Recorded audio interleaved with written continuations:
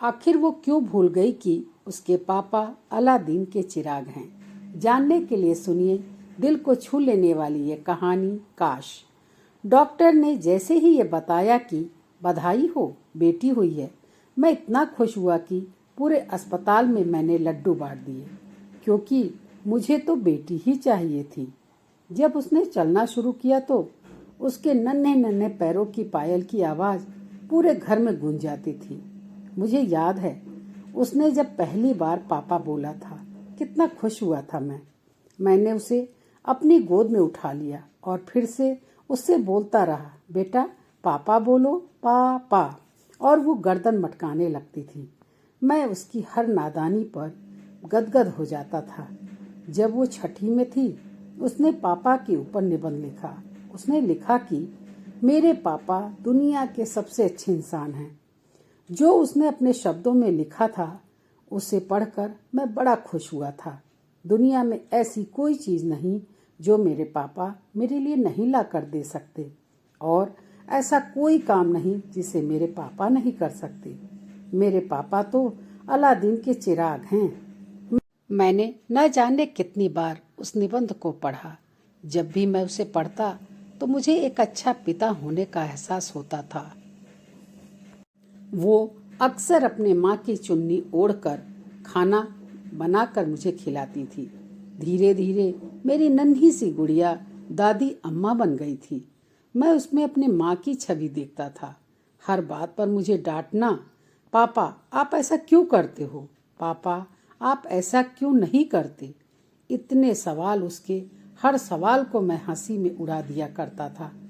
जब कभी सफाई करती या फिर घर में पोछा लगाती तो मैं अगर चप्पल पहनकर अंदर आ जाता तो मानो मेरी माँ ही मुझे डांट रही हो। गुस्से में बोलती, पापा मैंने पोछा लगाया है ना। मैं बोल देता, बेटा मैंने देखा नहीं। तो तुनकती हुई कहती, पापा आप रोज ही ऐसे करते हो। उसे गुस्सा होता देख मैं उससे माफ़ी मांगते हुए बोलता, अच्छा अब नहीं करूँगा। जब वो कॉलेज गई तो मैंने उससे कहा कि तुम आर्ट्स ले लो। इस पर उसने कहा, नहीं पापा मुझे तो साइंस ही पढ़नी है। साइंस की सुविधा हमारे शहर में नहीं थी, दूसरे शहर में। फिर भी मैंने कोशिश करके उसे पढ़ने के लिए भेजा। जिस दिन वो जा रही थी मैं बहुत रोया। मेरी पत्नी रिया ने मुझे समझाया, अभी तो बेटी कॉलेज जा रही है, अभी से आप इतना रो रहे हैं। जिस दिन ससुराल जाएगी उस दिन कितना रोएंगे आप। अब कॉलेज भी पूरा हुआ। अब तलाश शुरू हो गई एक अच्छे लड़के की जो मेरी बेटी को मेरी तरह प्यार करे और उसे खुश रख सके। उसके लिए मैं कोई भी कीमत देने के लिए तैयार था। अच्छे से अच्छा घर, अच्छे से अच्छा परिवार मैं उसके लिए देखना चाहता था।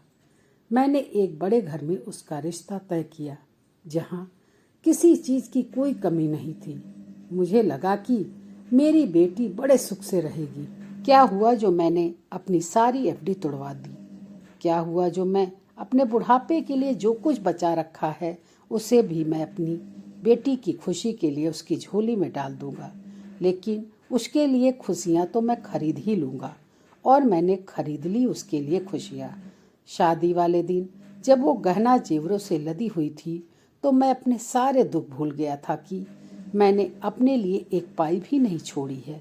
उसकी विदाई के समय मैं बहुत रोया, बहुत ज़्यादा रोया।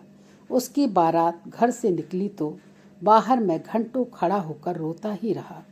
मुझे नहीं पता था कि मेरी बेटी एक चिड़िया एक दिन ऐसे उड़ जाएगी मेरे ही घोंसले से। उसकी आंखें जहाँ तक गाड़ी मुड़ी मेरे ही ऊपर टिकी हुई थी। मैंने संभाल लिया खुद को। आखिर यही तो नियम है, बेटी को तो एक दिन अपने घर जाना ही है। उसके जाने के बाद भी उसको भूलना मेरे लिए नामुमकिन था। जब भी चप्पल पहनकर अंदर आता तो मुझे गुड़िया ही दिखाई देती थी। जब भी अपनी प्रेस के कपड़े ढूंढता तो मुझे गुड़िया ही याद आती थी। जब भी एक कप चाय पीने का मन होता तो भी मुझे मेरी गुड़िया ही याद आती। जब भी रिया मुझे डांटती तो मुझे लगता कि मेरी बिटिया ही मुझे डांट रही है। कैसे मैं हंसकर कह दिया करता था, देखो गुड़िया, तुम्हारी मम्मी मुझे डांट रही है। जब भी मैं कुछ भारी सामान बाजार से लेकर आता तो मुझे मेरी बेटी याद आती थी। कैसे वो भाग कर गेट पर आते ही मेरा पूरा सामान अपने हाथों में ले लिया करती थी। जब भी बाजार में रखे हुए अंगूर देखता तो मुझे मेरी बेटी याद आती, क्योंकि उसे अंगूर बहुत पसंद थे।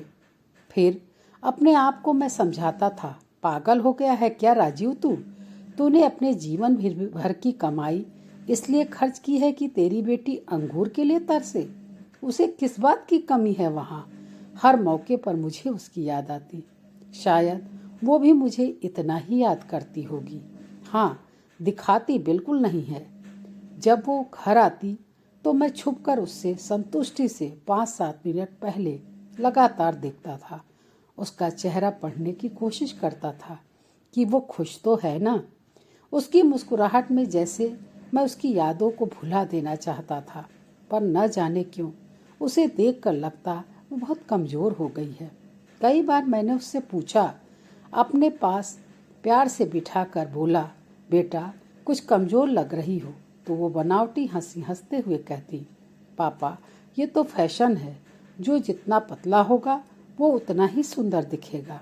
और कमज़ोर, उदास और गंभीर दिन पर दिन वो होती चली गई।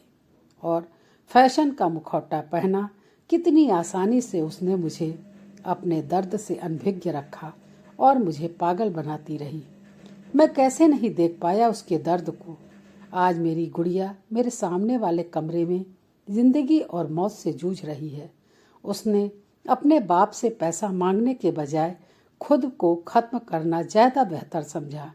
यहाँ तक कि अपने दोस्तों को भी मना कर दिया कि उसके पापा तक ये बात न पहुँचे कि ससुराल में वो कैसे रहती है। क्यों नहीं आई वो मेरे पास, वो जो हर चीज़ के लिए मेरे पास भागी चली आती थी। उसने क्यों नहीं कहा, पापा मुझे इस नर्क से निकाल लो। मैं उसे कभी नहीं रहने देता वहाँ, चाहे मैं खुद ही बिक जाता, पर मैं उसे वहाँ से निकाल लेता। क्या करूँगा मैं उसके लिए अब लड़कर, जब वो ही नहीं रहेगी। मैं हर बड़ी से बड़ी लड़ाई लड़ता उसके लिए। उसने क्यों नहीं समझा मुझे इस लायक। पुलिस के फ़ोन से पहले काश उसका फ़ोन आया होता कि पापा अब मैं इस घुटन में नहीं जी सकती, तो मैं उसे समझाता, बेटा मैं हूँ ना, जब तक मैं हूँ तब तक दुनिया का कोई ऐसा दुख नहीं जो तुम्हें छू सके। वो क्यों भूल गई कि उसके पापा तो अलादीन के चिराग हैं। दोस्तों, यह कहानी आपको कैसी लगी कमेंट करके ज़रूर बताइएगा, तथा मेरे चैनल को लाइक और सब्सक्राइब करके मेरा प्रोत्साहन कीजिए। मिलती हूँ ऐसी ही एक नई और अनोखी कहानी के साथ। धन्यवाद।